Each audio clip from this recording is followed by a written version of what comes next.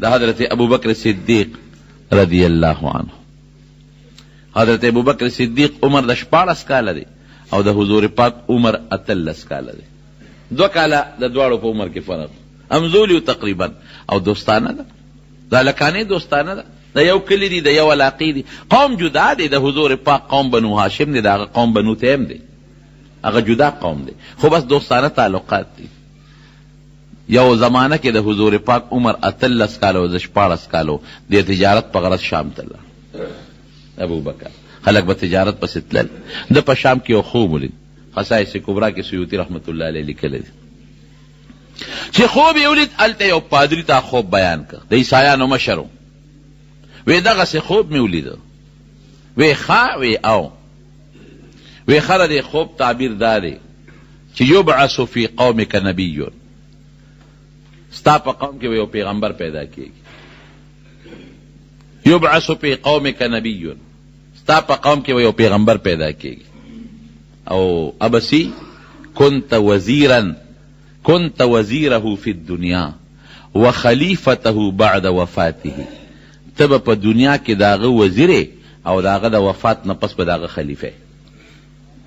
دا د خوب لی ورته وی كنت وزیره فی الدنیا، داغه وزیر به په دنیا کې، وخلیفته بعد وفاته، داغه د وفات نه پس به داغه خلیفه. نو کتاب لیکي چې فاثرها فی نفسه، ابو بکر دا خوب پړه کې پټ کړ، اچھا ته غږونه کړه دی خوب بالکل ځان سره پټو ساته چې څه به کېږي. چې کوم وخت کې نبی کریم صلی الله علیه وسلم د نبوت دعوه وکړه، لومبی راغی حضرت ابوبکر صدیق ته دعوت ورکړه. ابوبکر مال خو خدای پاک نبوت راکړه، مال پیغمبري راکړه. ګوره دغه دوستانه تعلقات او اثر ته اوس ګوره، نورې سم نشته. وی ښه ډېره ښه ده، ډېره د خوشحالۍ خبره ده. زما ملګري او ما ته معلومې د ماشوموالي نه مو یو ځای ژوند تېر شو. دا هغه وخت چې د حضور پاک عمر 40 کاله دی او د ابوبکر 2 کاله دی، 2 کاله کشر دی. وی بالکل ما ته معلومې، زما در باندې ایمان دی، هېڅ مسله نشته. خو هسې یو تپوس ته نه کوم، ما الدلیل علی نبوتک، ستا په نبوت دلیل څه دی؟ د نبوت یو دلیل خو دې راته وښایه څه دی؟ حضور پاک ورته فرمایي وی الرؤیا التي رأيناها بالشام رأيتها بالشام، وی هغه خوب زما د نبوت دلیل دی چې تا په شام کې لیدلی دی. نو ورپاسېده، فقام الیه کتاب کې راځي، حضرت ابوبکر صدیق ورپاسېده، واعتنقه، او حضور پاک سره ورترغاړه، معانقه ورسره وکړه، وقبله فی ما بین عینیه، د دواړو سترګو په دا منځ کې دلته ښکل کړ. حضور پاک قبله فی ما بین عینیه، د دواړو سترګو دلته کې ښکل کړ.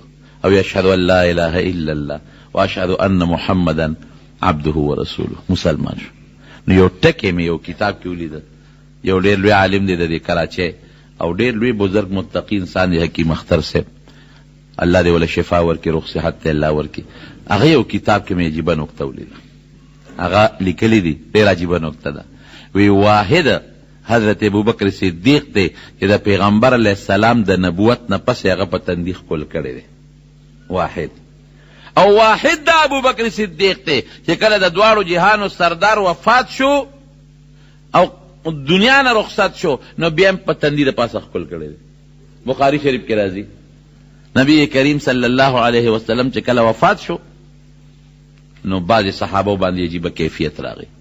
حضرت علی رضی الله عنه بېهوشه شو، حضرت عثمان رضی الله عنه ګونګې شو، خولې نه خبرې نه وځي.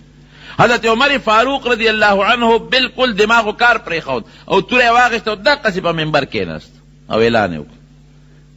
وی خلک وایي چې نبی علیه السلام وفات شوی دی، دا خو منافقان دي چې چا دا خبرې شروع کړې دي. هغه وفات نه دی، کو هغه تللی د الله ملاقات لا، څنګه چې موسی علیه السلام کوه تور ته د الله ملاقات له تللی او واپس به راځي. او چې څوک هم وایي چې نبی علیه السلام وفات دی، زما په دې توره به د هغه منافقانو نه سټونه وایي چې هغه غم نه شو کولی. دی کې حضرت ابوبکر صدیق راغی، چې راغی بس نور خلک یې پرېښودل او نیغه د نبی علیه السلام کوټې مبارکې ته ورننوت. دا خو د لور کوټه وه، د بی بی عائشې صدیقې رضی الله تعالی عنها کوټه وه، هغې ته ورننوت. چې څنګه ورننوت کوټې ته او حضور پاک یې وکت.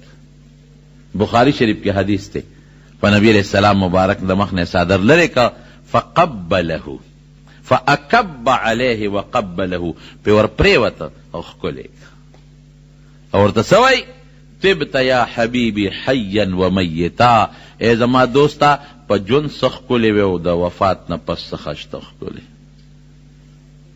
نو ښکلې نو د حکیم اختر صاحب دامت برکاتهم دا نکته عجیبه نکته ده چې د نبوت میلاوېدو نه فورا پس چا ښکل کړی دی؟ حضرت ابوبکر صدیق رضی الله عنه. او د دنیا د رخصتۍ نه پس بیا چا ښکل کړی دی؟ حضرت ابوبکر صدیق رضی الله عنه. نو حضرت ابوبکر صدیق ته رب العالمین ایمان ورنصیب کړی دی. پس یې نصیب کړی دی د نبی علیہ السلام د دوستانه تعلقاتو په برکت باندې، دوستانه تعلقاتو. نو د الله د نزدېکت بل سبب دوستانه تعلقات دي. بل سبب یې څه دی؟ او دا دواړه ډېر مبارک دي جناب. حضرت ابوبکر صدیق رضی الله عنه، حضرت عمر فاروق، دواړه دونه مبارک استی دي. سوچ کوم زه هغه ځای کې دفن دي چې کوم ځای کې د دواړو جهانو مبارک سردار دفن. او مسله د دین داسې ده، نبی علیہ السلام مبارک فرمایي وی د کم انسان خوره چې د کم ځای نه اغشتلی شوي د قبر به هلته وي. د دې خبره ځان پوه کړئ چې کم سړی کم قبر کې څه ملي که نه، د خوره د اقه ځای ده، د اقه ځای د خوره ده. نو هغه ځای ته رب العالمین رسی. نو زه ویم د حضرت عمر او د حضرت ابوبکر د دواړو خوره د کم ځای ده؟ د حضور پاک د ګاونډ د اقه ځای خوره ده چې کم ځای د دواړو جهانو سردار مبارک آرام کوي. خوا کې ورسره حضرت ابوبکر صدیق آرام کوي، خوا کې ورسره حضرت عمر فاروق رضی الله عنه آرام کوي. نو چې کومه د حضور پاک د ګاونډ خوره ده، رښتیا ووایه هغه خوره به بهترینه که بیکاره وي؟ بهترینه خوره. دغه خاورې نه چې کوم خلق پیدا دی، حضرت ابوبکر او حضرت عمر، هغه د دې قابل نه چې موږ د هغې په شان کې ګستاخي وکړو. او جناب ابل ورځ په مناقبو کې د حضرت ابوبکر او د حضرت عمر په مناقبو کې یو روایت تیر شو، هکذا نبعث یوم القیامت، وی د قیامت په ورځ به موږ دقسې د قبرونو نه پاسو. دا یو پیشنګویي شوه د حضور پاک مبارک. او وی د هر پیغمبر وزیرانی، وی زما په دنیا کې چې کوم وزیران دي هغه ابوبکر او عمر دي، او زما په آخرت کې عالم بالا کې چې کوم وزیران دي هغه حضرت جبریل او حضرت میکائیل دي. نو حضرت ابوبکر صدیق ته نبی کریم صلی الله علیه وسلم د دوستانی د وجه نه الله ته خوښ شوی دی. بل څه شی دی؟ بل محبت ته، محبت مینه. د محبت ته وجه نه او د مینې وجه نه خدای پاک بعضې خلک نږدې کوي.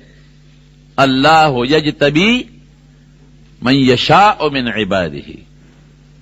نو د الله د غوره کولو او د نږدېکت بل سبب هغه محبت دی، هغه مینه ده د نبی کریم صلی الله علیه وسلم سره.